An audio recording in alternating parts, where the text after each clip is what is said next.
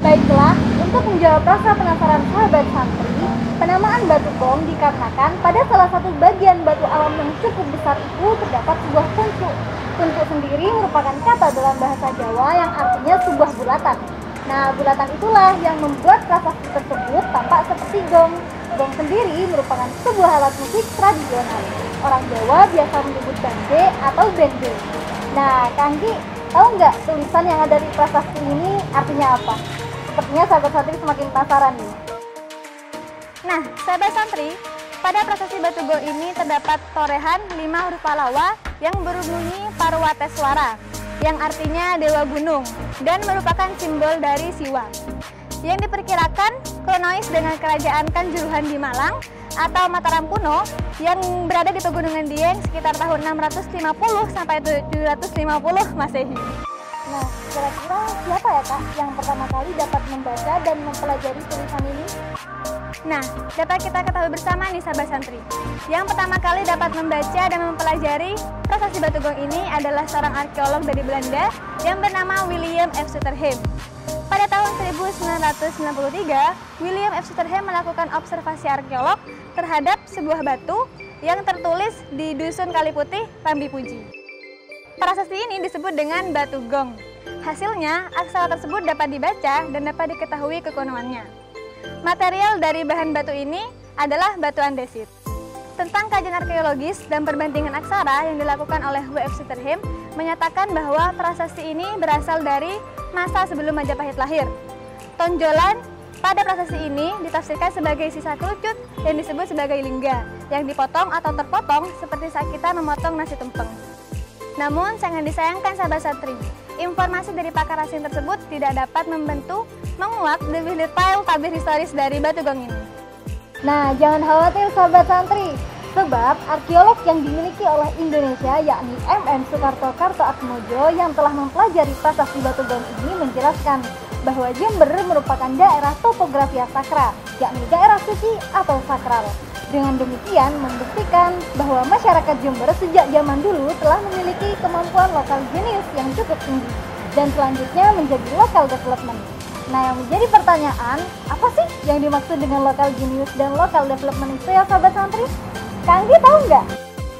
Tahu dong. Nah, yang dimaksud dengan local genius adalah kemampuan masyarakat untuk menerima, memilah, dan mengambil kebudayaan dari luar yang dianggap baik sahabat santri. Sedangkan local development adalah pengembangan dari kebudayaan lokal. Benar kan Kak Rina? Benar sekali Kanggi. Perlu sahabat santri ketahui juga bahwasanya MM Soekarto Kartoatmojo juga memaparkan bahwa prasasti Batu Gong merupakan peninggalan masa prasejarah pada era Neolitikum, zaman Batu Muda. Penggunaan batu tersebut digunakan sebagai alat kelengkapan ritual prasejarah yang kemudian diteruskan pada masa kerajaan Hindu. Hal itu berdasarkan adanya tulisan dengan huruf Pallawa yang diperkirakan dari agama Hindu aliran Siwa. Lalu, siapa lagi ya Kak yang mengkaji tentang prasasti Batu Gong ini? Seorang arkeolog India bernama Himansubu Sansarkarlah yang juga mengkaji prasasti ini Kanggi. Beliau mengatakan bahwa prasasti Batu Gong berasal dari abad ke-5 Masehi, zaman dengan prasasti Tarumanegara di Jawa Barat. Hal itu berdasarkan bentuk atau tipe tulisan yang ditinjau dari segi paleografi atau bentuk aksara kuno. Prasasti Tarumanegara yang dimaksud oleh Himansubu Sansarkar adalah prasasti Cariten yang terdapat gambar tapak kaki Raja Punawarman. Hal itu berdasarkan tinjauan dari segi paleografi yang ada kemiripan dengan prasasti yang dimaksud. Prasasti Batu Gong memiliki keranjang cukup besar Kanggi dengan panjang 218 cm, lebar 180 cm, dan tinggi 120 cm. Nah, oleh sebab itu sahabat santri, penemuan dari prasasti Batu Gong ini membuktikan bahwa pada abad ke-5 sampai ke-7 Masehi sudah terdapat pemukiman yang relatif ramai.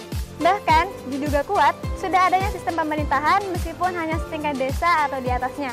Ditengarai sebuah masyarakat Hindu sudah lahir di Dusun Kaliputih, Rambi Puji ini. Dan nama Rambi Puji tersebut diambil kaitannya dengan adanya pemujaan yang dilakukan dengan sehubungan prasasti Batu Gong yang terdapat di desa ini.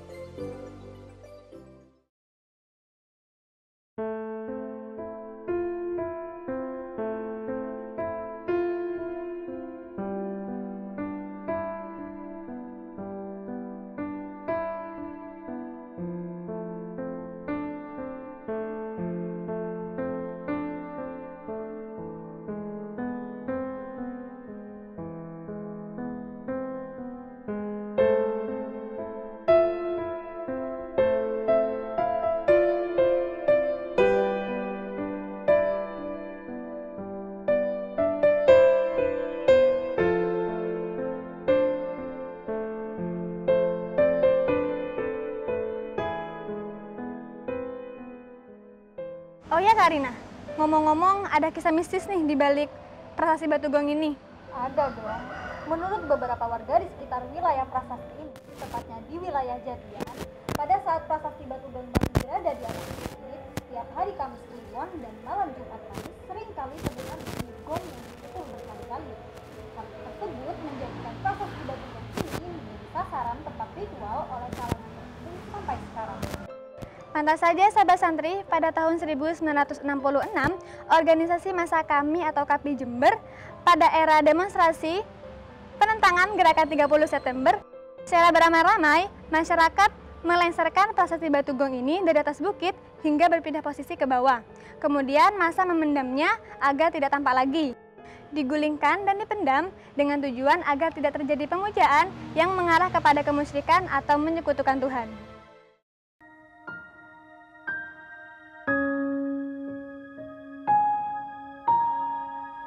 Tanah airku Indonesia, negeri elok amat ku cinta. Tanah tumpah darahku yang mulia, yang ku puja sepanjang masa. Baiklah sahabat santri, itulah tadi pemaparan sekilas tentang prasasti Batugong yang terletak di Dusun Kaliputih, Desa Rambipuji, Kecamatan Rambipuji, Kabupaten Jember. Nah, dari perjalanan kita kali ini, pesan apa yang dapat kita petikkan, Gi?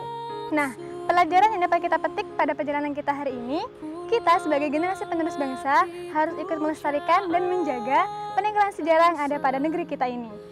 Termasuk prasasti Batugong ya sahabat santri. Untuk memelihara peninggalan sejarah ini, kita harus menjaga kebersihan dan keindahan peninggalan tersebut ya sahabat santri. Misalnya, dengan tidak mencoret-coret, merusak, dan membuang sampah sembarangan di lingkungan tempat sejarah tersebut. Selain itu, saat kita berkunjung ke tempat bersejarah, kita harus menaati tata tertib yang telah dibuat oleh pemerintah dan juga adat istiadat yang ada ya sahabat santri. Sebelum kami pamit undur diri, jangan lupa sahabat santri untuk selalu like, subscribe, komen, dan share video ini ya. Karena apa? Karena video ini sangat bermanfaat untuk semua kalangan, seperti prasasti Batugong yang berada di Kabupaten Jember ini, yang telah memberikan informasi kepada kita bahwa pada abad ke-5 sampai ke-7 Masehi sudah ada aktivitas manusia di kota ini. Dan sahabat santri jangan lupa untuk selalu mengikuti perjalanan kita di channel Nuris ya, karena channel Nuris akan selalu memberikan informasi-informasi penting yang tentunya akan selalu membuka ruang cakrawala kita. Akhir kata dari kami dan sampai jumpa. Wassalamualaikum warahmatullahi wabarakatuh. Tanah airku Indonesia, negeri elok amat ku cinta. Tanah tumpah darahku yang